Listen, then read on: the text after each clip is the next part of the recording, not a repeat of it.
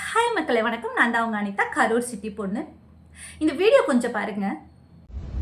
தங்கமா வைரமா என்ன சொல்ல, இவன் குணத்துக்கு ஏதும் ஈடு இல்ல. சொந்தமா வந்தமா என்ன சொல்ல, ஒரு ஆபத்துனா வந்து நிப்பான் இந்த புள்ள.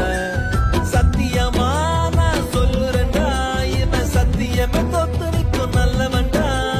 சுத்தத்திலும் சுத்த தங்கமடா இந்த நாத்தோட. தங்கமா வைரமா என்ன சொல்ல, இவன் குணத்துக்கு ஏதும் ஈடு இல்ல. சொந்தமா வந்தமா என்ன சொல்ல, ஒரு ஆபத்துனா வந்து நிப்பான் இந்த புள்ள.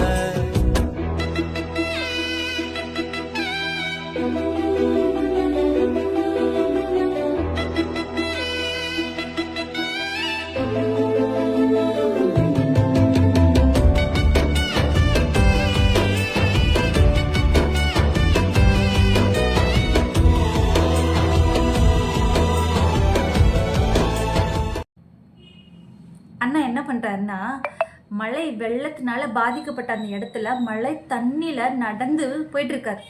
ஏன்னா மக்களா இருக்கிறதுனா இதுதான். ஏன் உதயண்ணா வீட்டில் டிவி இல்லையா என்ன?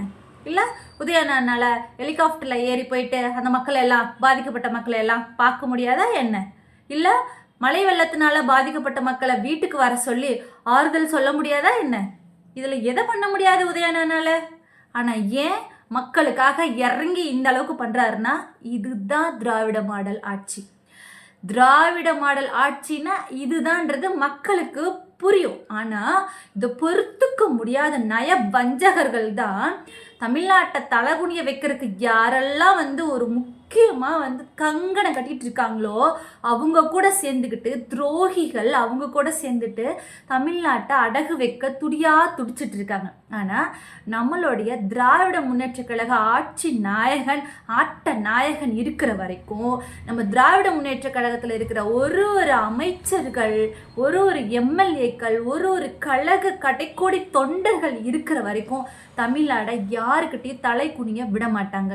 எஸ்ஐஆர் மூலிமா தமிழ்நாட்டை அடக்குமுறை பண்ணணும், ஆட்சி மாற்றம் வரணும் அப்படின்னு சொல்லிட்டு கங்கணம் கட்டிட்டு இருக்கிறவங்களுடைய பாட்சா தமிழ்நாட்டில் பலிக்காது. இன்னைக்கு நேற்று இல்லை, பல ஆண்டுகளாக தமிழ்நாட்டை இழுக்கணும், தமிழ்நாட்டை அடிமைப்படுத்தணும், தன்னோட காலுக்கு கீழே வச்சிருக்கணும்னு நினச்சி துடிச்சிட்டு இருக்கிறவங்களுக்கு இந்த தேர்தல் கண்டிப்பாக ஒரு பெரிய அடியாக இருக்க போகுது, விஸ்வரூப வெற்றியாக இருக்க போகுது. தமிழகத்தில் நடக்கிற 2026 தேர்தல் மிகப்பெரிய ஒரு வெற்றியாக இருக்க போகுது. 2.0 லோடிங்